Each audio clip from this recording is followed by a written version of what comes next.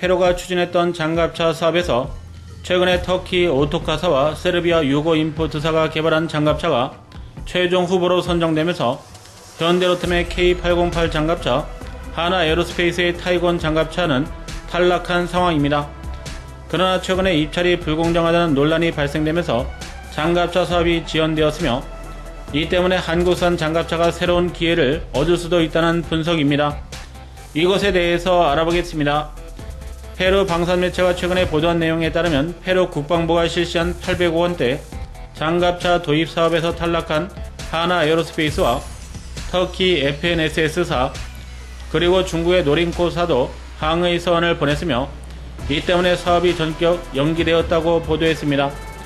이들은 페루 장갑차 사업이 진행되는 과정이 투명하지 못하다고 지적하며 기술과 경제적인 평가에서 자신들이 불이익을 받았다고 밝혔습니다. 하나 에어로스페이스는 자신들이 출품한 장갑차가 사업이 진행되면서 어떠한 점수를 받았는지 공개되지 않았으며 단순히 탈락이라는 결정이 내려졌다며 세부적인 정보들을 공개해 줄 것을 요구했습니다.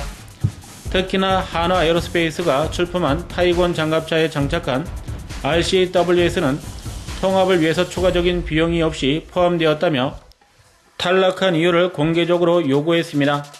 여기에 터키 FNSS사도 자신들은 효율적인 예산 범위 내에서 납품 일정과 기술 사용을 충족했다며 별다른 설명 과정이 없이 최종 후보에서 탈락한 이유를 공개적으로 따지기도 했습니다. FNSS사는 자신들이 제안한 장갑차는 RCWS가 통합되었으며 지뢰에 대한 방어력과 수륙 양용 능력 등 페루 국방부가 요구한 모든 조건을 충족했음에도 알 수 없는 이유로 탈락했다며 결과를 공개하라고 요구하고 있습니다. 이는 중국의 노린코사도 마찬가지로 알 수 없는 이유로 결과도 모른 채 탈락을 했다며 페루 국방부가 다른 회사들에게 로비를 받으면서 투명한 원칙을 훼손시키는 것이 아닌지 결과를 납득할 수 없다고 강하게 반발하고 있는 것으로 알려지고 있습니다. 페루 국방부는 총 100여 대의 차세대 장갑차 도입 사업을 위해서 1단계로 30대를 도입하는 절차를 올 4월부터 착수했으며 페루 육군 제3기갑여단과 제6기갑여단에서 병력을 수송할 목적으로 첨단 차륜형 장갑차를 해외에서 경쟁 입찰로 도입하는 방식으로 사업을 추진 중에 있었습니다.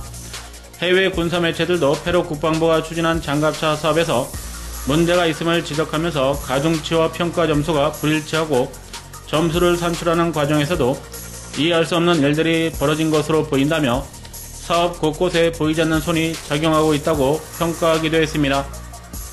이 때문에 페루 정부가 나서서 장갑차 사업을 감사히 하며 국제적인 획득 사업으로 진행되고 있는 만큼 경쟁자들에게 설득할 수 있는 공정한 평가 시스템을 확보하지 못하게 되면 차후의 국제 무기 조달 시장에서 페루가 더 이상 첨단 무기를 조달하기 어려울 수도 있다고 경고하고 있습니다. 이 사업은 페루 정부가 추진하고 국방부가 주도하는 국제 경쟁 입찰 사업으로 정부 대 정부 간 거래 방식을 적용하고 있습니다. 이는 공산품을 도입하듯 장갑차 생산업체에게 단순히 물건을 사오는 것이 아니기 때문에 국제적인 입찰 투명도를 요구받고 있습니다. 페루 국방부가 추진하고 있는 장갑차 사업은 모두 11개의 업체가 참가한 것으로 알려져 있으며 하부 방어력에 대한 평가 점수가 납득할 수 없는 수준으로 설정되어 평가 과정에서도 오류가 발견되기도 했습니다. 아직까지 이러한 논란에 대해서 페루 국방부가 언급하지는 않고 있지만 국제적인 압박으로 인해 새로운 평가 시스템을 마련해서 다시 시작될 가능성이 높아지고 있다는 분석입니다. 이 때문에 최종 후보에 오른 터키와 세르비아에 더해서 예비 후보로 선정이 된 현대로템도 최종 선정의 희망이 되살아날 것이라는 분석입니다.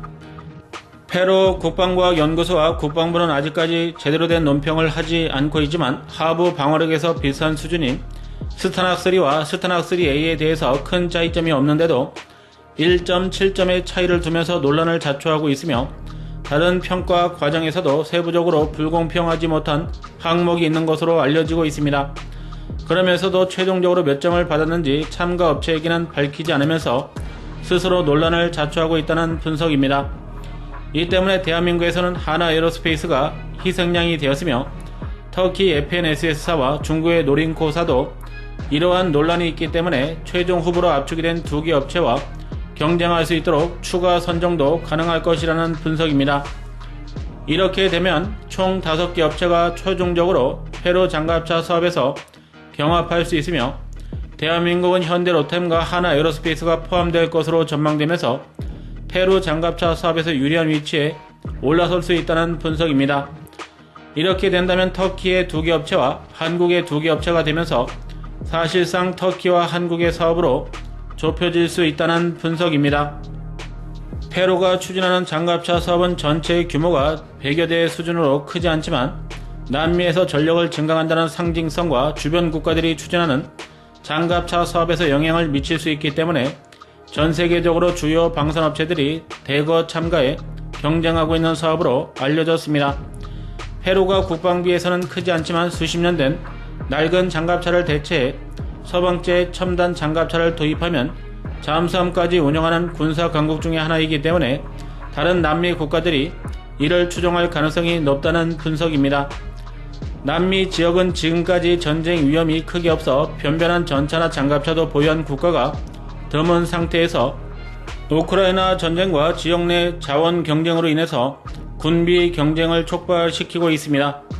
여기에 해외에서 공여받은 낡은 무기들이 1950년대에서 60년대에 생산된 기종들이 퇴역이 진행되는 상태이기 때문에 그대로 운용하기에는 한계가 있다는 문제도 있습니다. 또한 브라질이 촉발시키고 있는 남미 지역 군비 경쟁으로 인해서 브라질군이 도입한 피라냐 장갑차보다 성능이 우수한 차세대 장갑차를 다른 남미 국가들도 도입하려고 준비 중이라 페루 사업의 상징성이 상당하다는 분석입니다.